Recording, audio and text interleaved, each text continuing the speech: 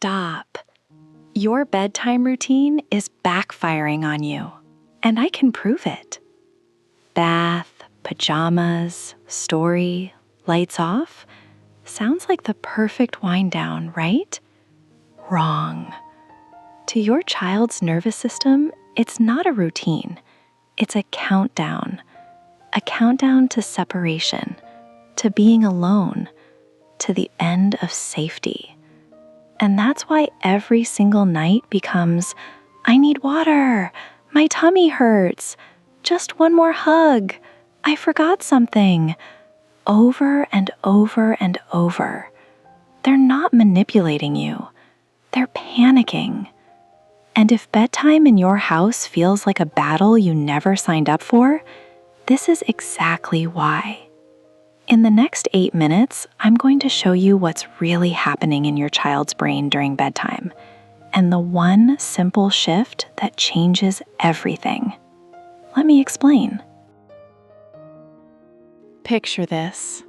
Your child is playing, laughing, safe. Then you say, "Okay, bedtime."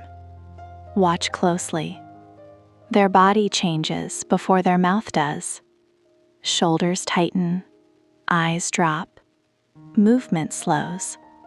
You keep going, bath, pajamas, story, kiss. Everything looks calm on the outside, but inside their little body, their brain is hearing something very different. Connection is ending. I'm on my own now. And their nervous system? It panics. Here's nobody tells you. Adults love routines because they bring control, they bring predictability, they bring order. Children experience routines very differently. To a sensitive child, a strict bedtime routine isn't soothing, it's a countdown. Each step quietly says, play is ending, closeness is ending, safety is about to turn off. So by the time the lights go out, their body is already flooded with stress hormones. Their heart rate is up, their breathing is shallow, their mind is racing. That's when the delays begin. I'm thirsty, my leg hurts, I forgot something. They aren't stalling because they're defiant. They are trying to slow down separation. Because to them, bedtime doesn't feel like rest. It feels like abandonment. Here's the part no one explains. Your child isn't afraid of the dark. They're afraid of being alone with their thoughts before their brain is ready. During the day, distractions protect them. Play, noise, movement, you. At night, everything goes quiet. Their worries get louder. Their imagination gets bigger. Their body gets alert. And your calm, "Good night, sweetie," feels like falling backward without knowing who will catch them. So they cry, they call out, they need you. Not because they're being difficult, but because their nervous system is screaming, "Don't leave me alone yet. I don't feel safe enough to let go." When your child cries at bedtime, they aren't saying, "I don't want sleep." They are saying, "I don't feel settled yet. I don't feel finished with you. My body is still awake inside." Sleep is surrender. It's letting go of consciousness. It's trusting that the world will be safe while you're gone. And some children need emotional safety before their body will allow that surrender. They need to know, really know, that connection doesn't end when the lights go out. So here's the shift. The secret isn't removing bedtime, it's removing the pressure around it. Instead of a rigid routine, create a connection window. What does that mean? It means after the bath and pajamas, you don't rush them to sleep. You just sit with them. No instructions, no reminders, no, "Okay, close your eyes now." No performance, just presence. Sit beside them. Let them talk nonsense if they want. Let silence happen if they need it. Let them hold your hand. You're not trying to make them sleep. You're telling their nervous system, "I'm not disappearing. You're safe here. You can power down when you're ready. That feeling of safety, not the routine, is what creates sleep. When their body finally believes, okay, I'm not alone. I can rest now. That's when they let go. And it happens faster than you think. So here's the shift.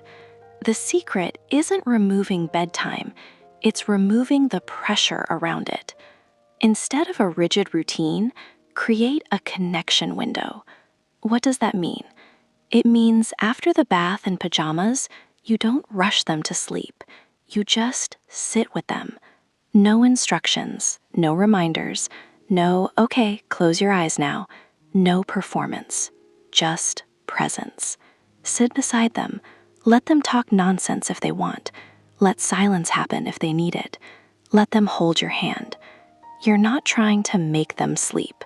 You're telling their nervous system, I'm not disappearing. You're safe here. You can power down when you're ready. That feeling of safety, not the routine, is what creates sleep. When their body finally believes, okay, I'm not alone. I can rest now. That's when they let go. And it happens faster than you think. When bedtime stops being a performance, something magical happens. The body relaxes first, then the mind follows. You might notice fewer delays, less resistance, faster settling, calmer mornings. Not because your child learned discipline, but because their nervous system learned trust. They learned, I can rest without fear. I don't have to cling to be loved. I can let go and mom will still be there. That lesson, it follows them everywhere. Into school, into friendships, into confidence, into independence. This isn't just about sleep. It's about emotional security. If bedtime feels hard in your house right now, it doesn't mean you're failing. It doesn't mean your child is broken. It doesn't mean you need stricter rules. It means your child feels deeply. And deep-feeling kids need connection before control. They need presence before performance.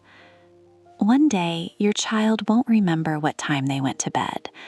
They won't remember if you read 2 books or 3. They won't remember the routine. But they will remember this, that when their bodies struggled to rest, you stayed close until they felt safe enough to let go. That is how sleep becomes peaceful. That is how trust is built. That is how emotionally secure humans are raised. So tonight, forget the rigid routine. Create a connection window instead. No checklist, no rushing, just you beside them until they're ready. If this just changed how you see bedtime, save this video. Watch it again tonight if you need to. And if you know another parent fighting these nightly battles, share this with them. Subscribe to Kid Mood Map because we aren't raising obedient sleepers. We're raising emotionally secure humans. And that starts with understanding what's really happening in those little bodies when the lights go out. I'll see you in the next one.